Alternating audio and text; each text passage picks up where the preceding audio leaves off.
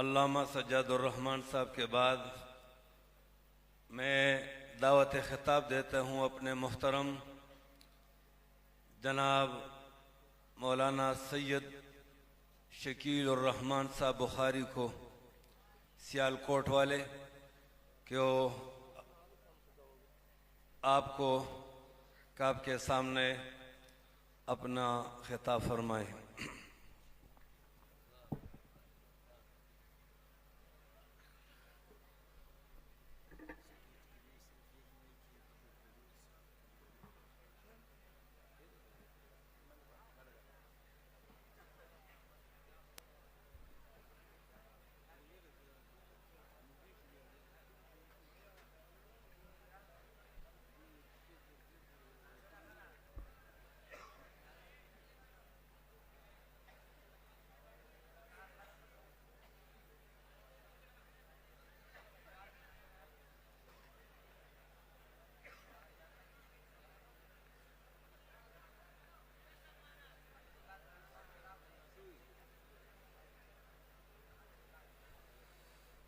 الحمد لله الذي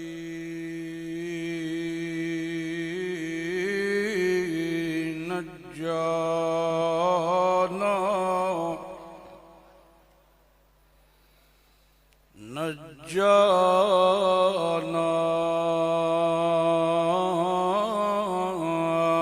من القوم الظالمين،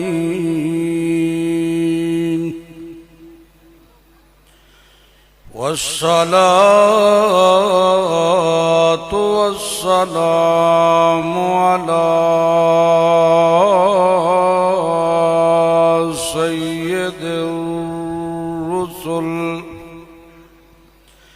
سيد الرسل وأفضل الرسل وأجمل الرسل وخاتم النبيين.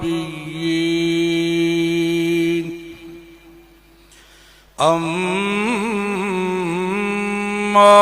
بعد، فأعوذ بالله من الشيطان الرجيم.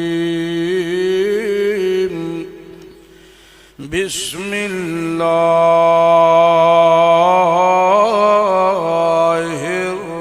الرحمن الرحيم.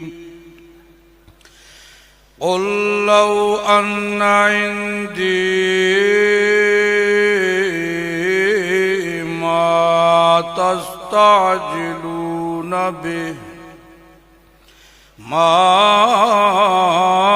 تستعجلون به لقضي الأمر بيني وبينكم،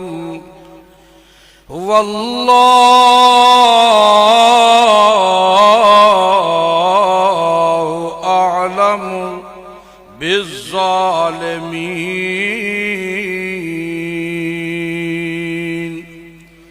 سبحان ربك رب العزة عما يصفون، وسلام على المرسلين، والحمد لله رب العالمين. اللهم صل على محمد وعلى آل محمد كما صليت على إبراهيم وعلى آل إبراهيم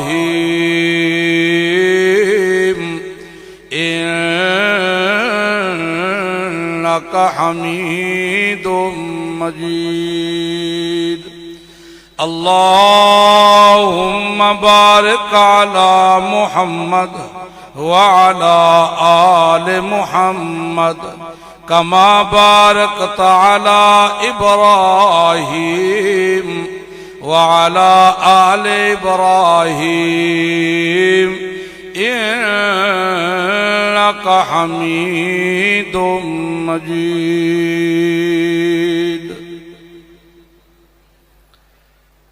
محترم واجب الاحترام علماء کرام، بالخصوص امیر مرکزیہ اور بھائیوں، دوستوں، بزرگوں، رب کائنات کا بے حد احسان ہے جس نے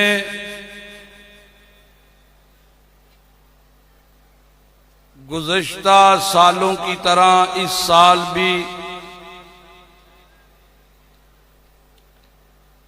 اس عظیم اجتماع کا حصہ بننے کی ہمیں توفیق عنایت فرمائی ہے. کہہ دو الحمدللہ. یہ اجتماع اس بات کی دلیل ہے کہ ہمیں اپنی جماعت پر بھی ناز ہے اور اپنے قائد پر بھی ناز ہے کہ نہیں ہے؟ بولو، ہاتھ اٹھا کے بولو، ناز ہے کہ نہیں؟ اور انشاءاللہ ہم دعا بھی کرتے ہیں کہ اللہ تعالی ہمیں مرتے دم تک اپنے مرکز کے ساتھ وفا کرنے کی توفیق عطا فرمائے. اور یہ علماء جو یہاں تشریف لاتے ہیں اور ہمیں کتاب اللہ سنت رسول اللہ سناتے ہیں، اللہ تعالیٰ ان کی بھی حفاظت فرمائے. مسئلہ توحید جس طرح قرآن کریم کا سب سے بڑا مسئلہ ہے، محمد عربی صلی اللہ علیہ وآلہ وسلم کی تعلیمات میں مرکزی حیثیت رکھتا ہے، اسی طرح یہی مسئلہ توحید ہماری جماعت اشاعت التوحید و سنہ کا بھی مرکزی مسئلہ ہے. توحید کو سمجھنے کے لیے مسئلہ الہ سمجھنا بڑا ضروری ہے، اور مسئلہ الہ سمجھنے کے لیے دو بنیادی اصول، دو بنیادی نقطے، دو اہم ستون اگر ان کی سمجھ آ جائے تو مشرک شرک کی پٹری سے اتر کر ہدایت کی راہ پہ گامزن ہو جاتا ہے. اور اگر وہ ان دو مسئلوں کو سمجھ نہ سکے تو پھر وہ ہدایت کی راہ سے اتر کر گمراہی کے رستے پہ چلنے لگتا ہے. وہ دو اہم نکات جو ہیں ان میں سے ایک ہے مسئلہ علم غیب اور دوسرا ہے مسئلہ مختار کل کا. جب انسان کو یہ سمجھ آ جائے کہ عالم الغیب صرف اکیلا، بولو بولو بولو، آپ بولیں گے تو میں بولوں گا، عالم الغیب اکیلا اللہ ہے، عالم الغیب اکیلا، ہاتھ اٹھا کے بولو، پتہ چلے یہ توحیدیوں کا اجتماع ہے، یہ غیرت مند لوگوں کا اجتماع ہے جنہوں نے قرآن کی غیرت کے ساتھ اپنی غیرت دکھائی ہے، امام الانبیاء کے ساتھ اپنی غیرت کا ثبوت دیا ہے، اور جماعت کے غیور کارکن ہیں. پتہ چلنا چاہیے کہ عالم الغیب اکیلا، عالم الغیب اکیلا اللہ ہے. اور مختار کل بھی اکیلا. ہاتھ نیچے ہو گئے ہیں وہ دائیں طرف، پیچھے تک میں دیکھ رہا ہوں. مختار کل بھی اکیلا اپنی قدرت پر، اپنی بادشاہت پر، اپنے خزانوں پر اختیار رکھتا ہے تو اکیلا اللہ رکھتا ہے. اس کے سوا کوئی نہیں ہے، نہ اس کی ذات میں، نہ صفات میں، نہ اس کی بادشاہت میں کوئی شریک ہے ہی کوئی نہیں. میں اکثر ایک جملہ کہا کرتا ہوں کہ اللہ فرماتا ہے خالق کا ساری کائنات کو، کل شیء، ایک ایک ذرے کو پیدا کرنے والا میں ہوں. انسانوں کو، فرشتوں کو، جنوں کو، ہر مخلوق کو پیدا کرنے والا اکیلا اللہ. شراکت تو ہوتی ہے برابری میں. اللہ کہتا ہے میرا برابر اگر کوئی ہے، میری برابری کا تو دکھاؤ تو صحیح. ارونی ماذا خلقوا من الارض، اور مجھے بھی تو دکھاؤ زمین کے اوپر رینگنے والی ایک چونٹی بھی اگر کسی نے بنائی ہے تو دکھاؤ. اب اللہ وحدہ لا شریک نے اپنے پیارے پیغمبر محمد عربی صلی اللہ علیہ وسلم کو آپ سے اعلان کروایا،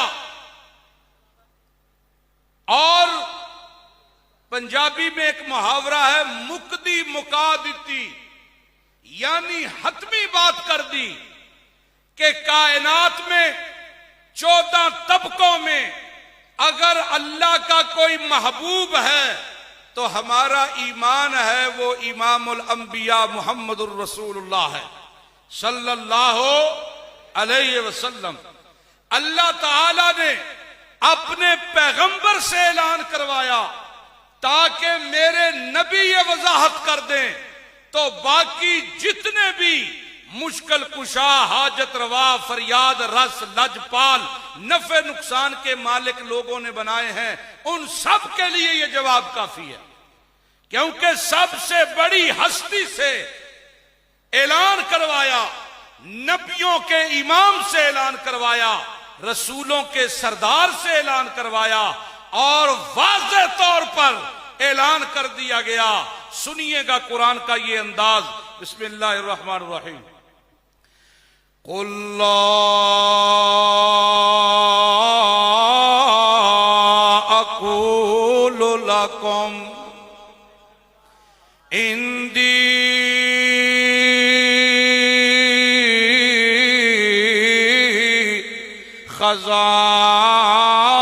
خزائن اللہ.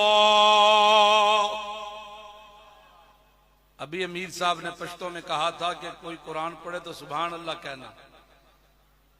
مجھے سمجھ آ گئی، حالانکہ میری زبان پشتو نہیں ہے، آپ کو نہیں سمجھ آئی. سبحان اللہ سٹیج پہ بیٹھے مولوی کی تعریف نہیں ہے. سبحان اللہ کا مطلب ہے اللہ تو شریکوں سے پاک ہے. اللہ پاک ہے کہ نہیں؟ پھر کہو سبحان اللہ. اس طرح آواز آنی چاہیے یار، دل کو سکون ہوتا ہے. آپ بولتے ہی نہیں ہیں. قُلْ لَا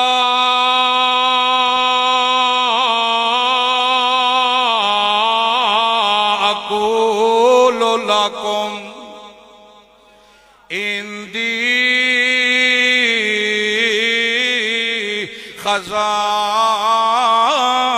خَزَائِنُ اللہ.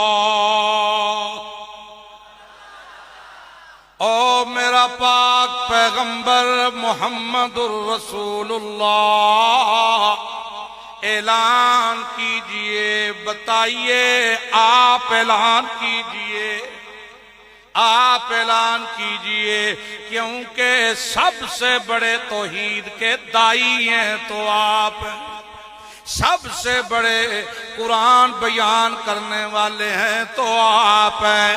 میرا پیغمبر اعلان کیجئے، لا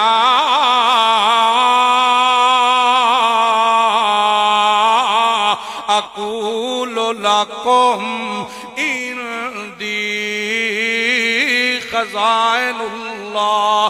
اور لوگو میں محمد کا یہ دعوی نہیں ہے، میں نہیں کہتا کہ میرے پاس کوئی اللہ کا خزانہ ہے، نہ لوگو، جب مجھے ضرورت پڑتی ہے میں بھی مانگتا ہوں تو کس سے مانگتا ہوں؟ سارے بولو۔ میں نے کہا جب اللہ کا نام آئے تو ہاتھ اٹھایا کرو، یہ اٹھے ہوئے ہاتھ قیامت کے دن گواہی دیں گے، ہاتھ اٹھایا کرو۔ او کائنات والو، جب بھی میں محمد کو کسی چیز کی ضرورت پڑتی ہے میں محمد بھی مانگتا ہوں تو کس سے مانگتا ہوں؟ ہاں، میرا ہر عمل اللہ کے لیے ہوتا ہے، میں اللہ سے مانگتا ہوں جب بھی مجھے ضرورت پڑتی ہے۔ دیکھو ذرا بدر کا میدان ہے، صبح مار کا ہونا ہے، رات کو اللہ کا پاک پیغمبر رو رو کے دعائیں مانگ رہا ہے تو کس سے مانگ رہا ہے؟ ایک اللہ سے مانگ رہا ہے۔ اور لوگوں، میں محمد کے پاس اللہ کا کوئی خزانہ نہیں ہے، میرے پاس خزانہ نہیں ہے، وہ عزت کا خزانہ ہو، خوشیوں کا خزانہ ہو، صحت کا خزانہ ہو، زندگی کا خزانہ ہو، نفع کا خزانہ ہو، مال کا خزانہ ہو، زندگی کا خزانہ ہو، نفع کا خزانہ ہو، ہر قسم کے خزانوں کا مالک کون ہے؟ ایک اللہ کی ذات ہے۔ میں محمد کے پاس خزانہ کوئی نہیں۔ دوسرا اعلان بھی فرمایا، لا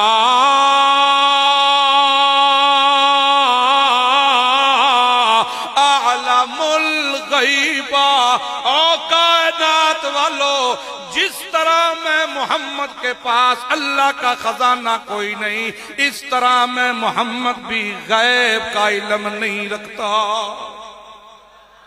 غیب کا علم رکھنے والا بھی کون ہے؟ ہاتھ اونچے سینے کے زور سے بولیے گا تاکہ آپ بھی میرے ساتھ شریک ہو جائیں توحید بیان کرنے میں۔ غیب کا علم رکھنے والا کون ہے؟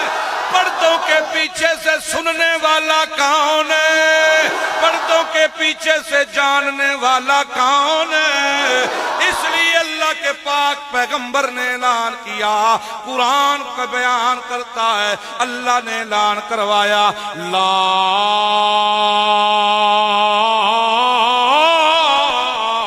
اعلم الغیب۔ میں محمد جس طرح اللہ کے خزانوں میں اختیار نہیں رکھتا، اس طرح غیب کے علم میں بھی میں محمد کو پتا۔ یہ علم جاننے والا کون ہے؟ ایک اللہ کی ذات۔ اللہ کے پاک پیغمبر نے مسئلہ سمجھایا، اللہ کے پاک پیغمبر نے اللہ کا تعارف کروایا، لیکن مشرکوں نے مطالبہ شروع کر دیا، اگر آپ ایک اللہ کی توحید بیان کرتے ہیں، ہمارے فوت شدگان، ہمارے بت نہیں، ہماری مورتیاں نہیں، ہمارے فوت شدگان کی نفی کرتے کہ فوت جو ہو جائے، جو دنیا سے چلا جائے، جب دنیا میں زندہ ہو وہ تب بھی محتاج ہے، مرنے کے بعد تو وہ اولا محتاج ہے۔ چلو اگر آپ سچے ہو تو لے آؤ عذاب ہمارے اوپر۔ اللہ نے فرمایا میرا پیغمبر پھر اعلان کر، انی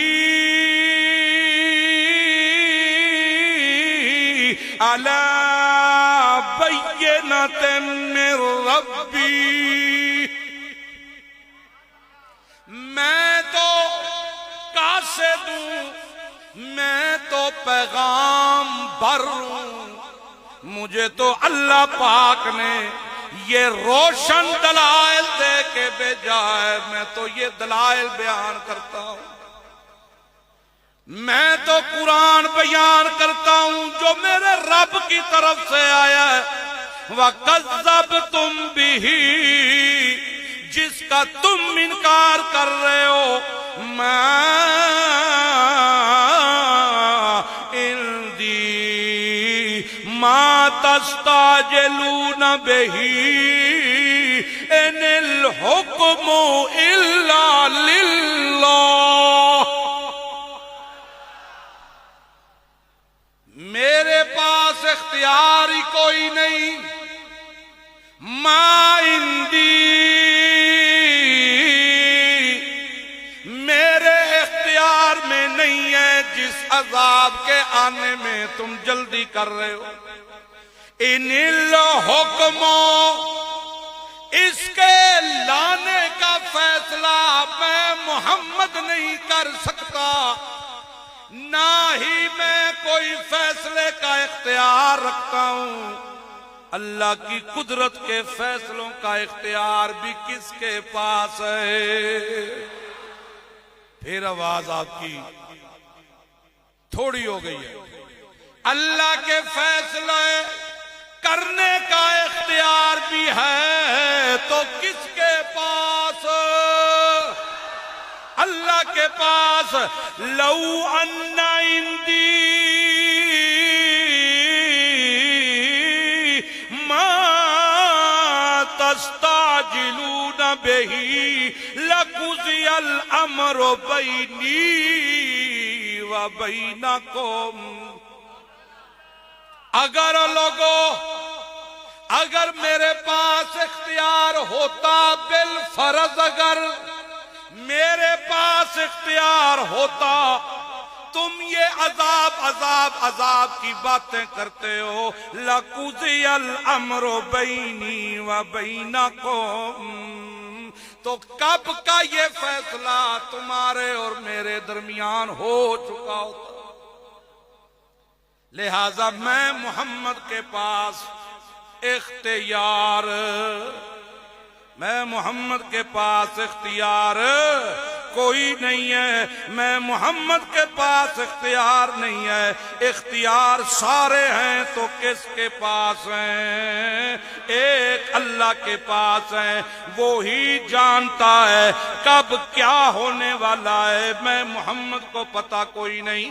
دوسری جگہ پہ اللہ نے اعلان کروایا، اور میرا پاک پیغمبر ایک اور اعلان بھی کر، لا املک لنفسی نفعا ولا ضرا الا ما شاء اللہ۔ تمہارے نفع نقصان تو بڑی دور کی بات ہے، تمہیں کچھ دینا یہ تو بڑے دور کی بات ہے۔ لا املک لنفسی